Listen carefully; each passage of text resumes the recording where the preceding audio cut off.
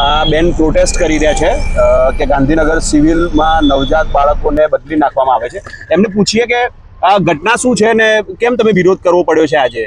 મારા બાળકો બદલી નાખવામાં આવ્યા છે સિવિલ હોસ્પિટલમાં.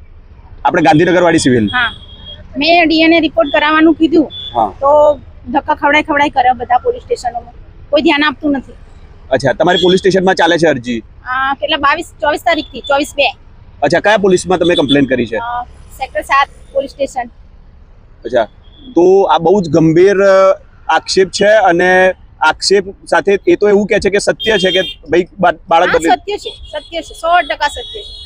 અચ્છા, મારી જોડે હાલ કોઈ પુરાવો નથી એટલે મારે આ કરવું પડે. અચ્છા, તો તમે શું કહેવા માંગો છો તંત્રને જે આ વિડીયો જોઈ રહ્યું છે એમને? મારો સાથ આપે. અચ્છા, કારણ કે આમાં તો સિવિલમાં જતા લોકો ડરશે, કારણ કે ગાંધીનગર સિવિલમાં અગર નવજાત બાળકોને બદલી નાખવામાં આવે છે અને આ બેન સરેઆમ અહીંયા જે પ્રોટેસ્ટ કરી રહ્યા છે ગછ આગળ, તો અમારે એમની વાત મૂકી. હા, બીજું કંઈક અગર કહેવા માંગતા હોય તો તમે?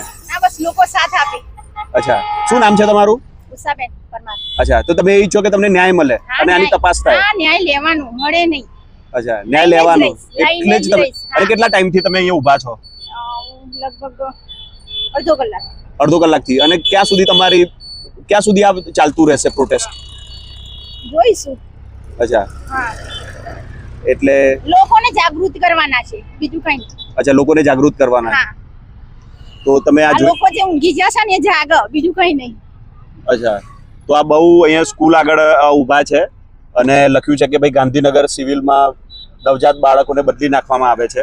તો આ બેનને વાતચીત કરી અમે, એટલે જે પણ હોય તપાસ થવી જોઈએ અને અગર એવું કંઈ પણ હોય તો કેમ એવું થાય છે અને ક્યારનું એવું થાય છે બધી જ તપાસ થવી જોઈએ. Thank you.